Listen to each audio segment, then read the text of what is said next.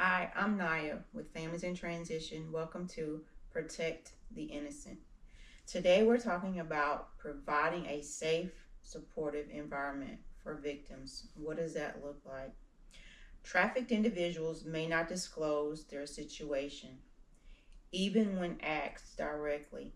They may not fully understand the concept of coerce, control, or even recognize that they are indeed trafficked. They may not even understand or be aware that safe and supportive alternatives to their current situation may exist, and that they have both legal and human rights. Some victims, regardless if they are self identified as being trafficked, may be so fearful of being harmed that they choose to remain in an unsafe environment. Movements and actions of victims are so closely monitored by cell phones, GPS locations, electronic ankle and or wrist bracelets. There are also numerous of challenges that impede the ability of survivors to disclose their victimization to healthcare providers, harm to self, co-workers, friends, and family members.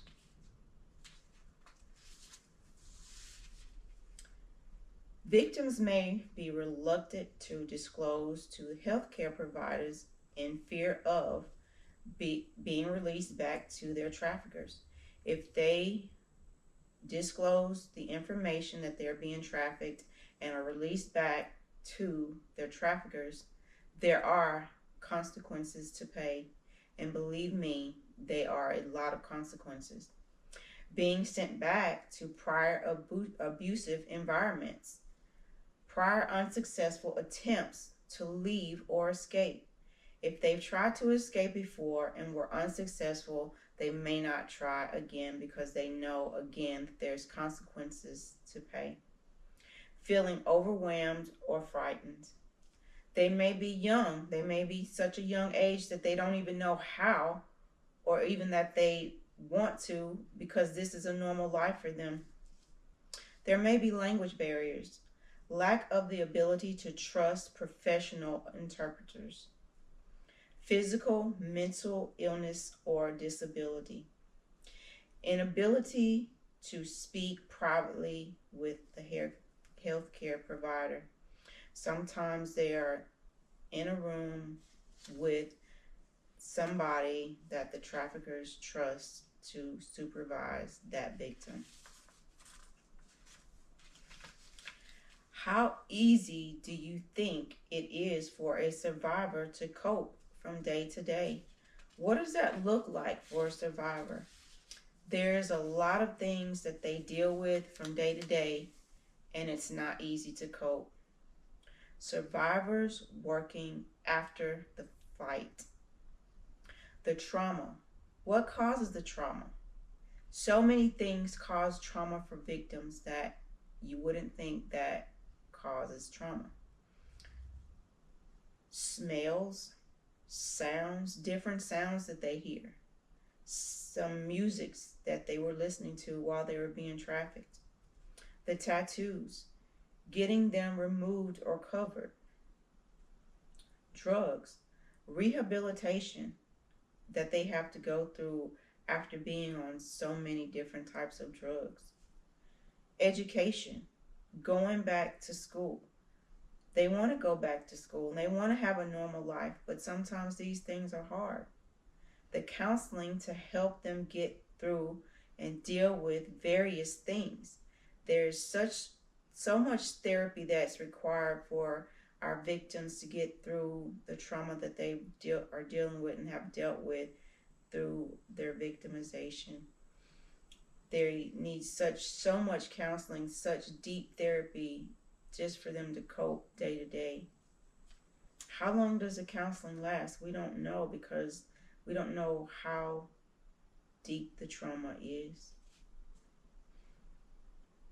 Some victims want to give back.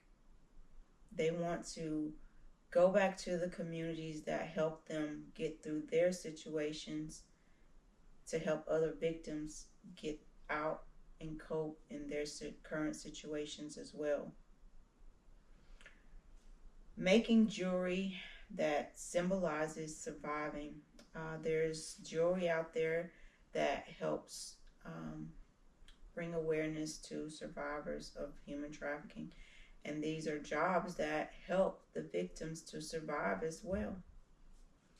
Speaking out as a volunteer, how to get out of the game, how to get out of your situation, how to get out of this victimization, how to get into some type of normalcy.